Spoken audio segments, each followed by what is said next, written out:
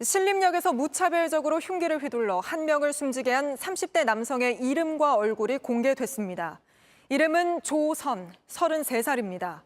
경찰은 오래된 증명사진만 공개한다는 비판을 의식한 듯 이례적으로 범행 당일의 CCTV 속 얼굴도 공개했습니다. 이런 가운데 신림역에서 여성을 살해하겠다는 예고글이 잇따라 올라와 불안을 키우고 있습니다. 이틀 전 흉기 구매까지 인증하며 여성 20명을 해치겠다는 글이 올라온 데 이어 어제도 비슷한 글이 올라와 경찰이 쫓고 있습니다. 먼저 최한 기자 보도 보시고 신림역으로도 가보겠습니다. 경찰이 오늘 공개한 신림동 무차별 살인 피의자입니다. 나이는 33살, 이름은 조선입니다. 사건이 일어난 지 5일 만입니다. 주민등록증 사진과 함께 범행 당시 CCTV에 잡힌 얼굴도 공개했습니다. 과거 신상 공개에 쓰인 사진이 실물과 다르다는 논란을 의식한 겁니다. 하지만 이미 온라인엔 모두 퍼진 겁니다. 소셜미디어엔 조선의 이름과 과거 사진, 체포 당시 모습까지 그대로 노출됐습니다. 뒤늦은 신상 공개가 현실을 따라가지 못한다는 지적이 높습니다. 기왕에 할 것이면 좀 빨리 했으면 좋다. 현행범을 검거됐기 때문에 유죄가 확실시 되고 있어서. 경찰이 검거 후 직접 촬영한 사진, 이른바 머그샷은 이번에도 공개되지 않았습니다. 현행법상 피의자의 동의가 필요하기 때문입니다. 지금까지 머그샷이 공개된 건 단 한 번뿐입니다. 2021년 송파 신변보호 가족 살인 사건의 피의자 이석준입니다.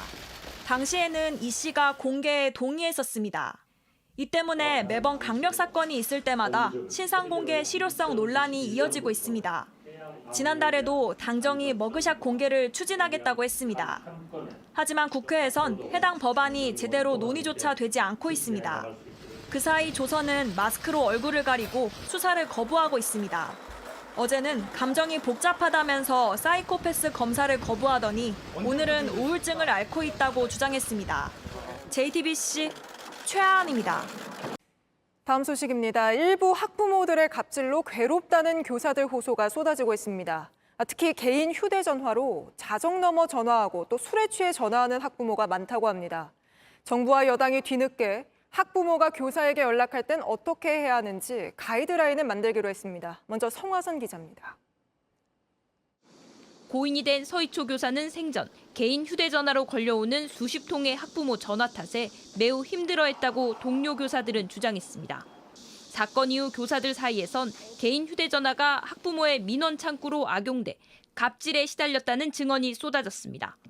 자정쯤 전화에 아이를 훈계해달라는 요청이 있는가 하면 술에 취한 채 밤늦게 전화하는 학부모도 있었다고 했습니다.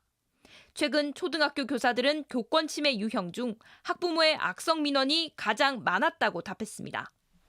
이에 정부와 여당이 뒤늦게 대책 마련에 나섰습니다. 전화, 문자, SNS 등에서 활용할 수 있는 가이드라인 및 민원 응대 매뉴얼을 마련하여 학부모와 교원 간의 소통 기준을 합리적으로 개선하기로. 업무용 휴대전화를 별도로 지원해 교사와 연락 가능한 시간대를 제한하는 내용이 담길 걸로 보입니다. 또 학부모의 악성 민원을 받는 창구를 교사가 아닌 별도 담당관으로 일원화하고 사전에 예약을 해야 학부모 상담이 가능한 방안을 논의하고 있습니다. JTBC 성화선입니다. 육군 구사단 간부들이 병사들에게 갑질을 했다는 의혹이 불거졌습니다. 교회나 대학 학사단 모임 등에 수시로 병사들을 동원해 호화로운 식사 메뉴를 요구하며 특혜를 누렸다고 군 인권센터가 밝혔습니다. 최지우 기자입니다. 망고등 과일이 놓여 있습니다. 티라미수에는 조선이라는 글자로 써 있습니다. 군인들 사이에 술병이 보입니다. 조선처럼이라고 쓴 스티커가 붙어 있습니다. 군인권센터가 오늘 공개한 겁니다. 지난해 8월 경기 고양시의 군 복지회관에서 김진철 전 육군 구사단장이 연 총동문회 만찬에서 찍혔습니다. 김 전 사단장은 조선대 학군단을 나왔습니다. 모두 병사들이 직접 만들었습니다. 이뿐만이 아닙니다. 16첩 반상의 한정식에 홍어, 과메기, 대방어회 같은 메뉴판에도 없는 음식을 주문해 먹었습니다. 센터에 따르면 구사단 지휘부는 지난 10개월 동안 120번이 넘는 모임을 가졌습니다. 특별 메뉴도 수십 번 주문했습니다. 일반 손님의 지휘부까지 맡았던 병사들은 결국 병이 났습니다. 힘을 많이 쓰는 일을 계속 하다 보니까 무릎에 물이 차는 병에 걸린 병사들도 지금 2명 있다고 하고, 군인권센터는 군 스스로 가치를 떨어뜨리는 일이라고 강조했습니다. 지금 군복무를 하고 있다고 보기보단 사실상의 남의 집 종살이 하고 있는 것과 크게 다르지가 않죠. 육군은 모든 복지회관을 점검해 잘못된 부분은 엄정하게 조치하겠다고 했습니다. JTBC 최지우입니다. 제주도에서 배를 타고 나가서 돌고래를 보는 관광 상품이 인기입니다. 하지만 이런 돌고래 보고 싶다는 마음이 120마리뿐인 멸종위기종 돌고래들에게 고통을 주고 있다고 합니다. 무슨 일인지 밀착 카메라 권민재 기자가 가봤습니다. 제주 서귀포 대정읍 앞바다에는 이렇게 돌고래 무리들이 자주 나타납니다. 그런데 관광용 배들이 너무 가까이 가서 요즘 이 돌고래들이 고통받고 있다고 합니다. 수십 마리의 돌고래들이 물살을 가릅니다. 남방 큰 돌고래입니다. 멸종 위기종으로 제주 앞바다에 120마리밖에 없습니다. 관광용 배가 점점 돌고래들이 모여 있는 곳으로 향합니다. 아예 돌고래 쪽으로 뱃머리를 돌립니다.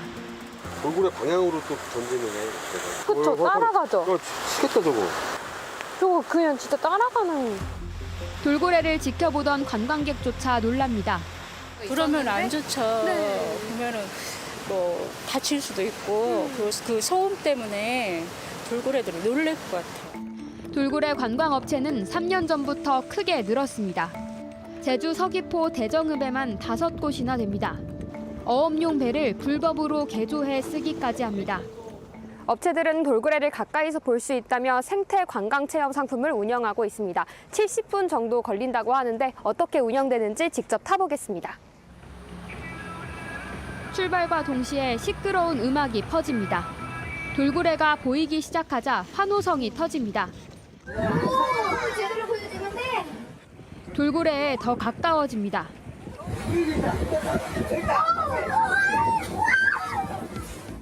지난 4월부터 시행된 해양생태계법에 따르면 돌고래에게 50m 이내로 가까이 가선 안 됩니다. 하지만 제대로 지켜지지 않습니다.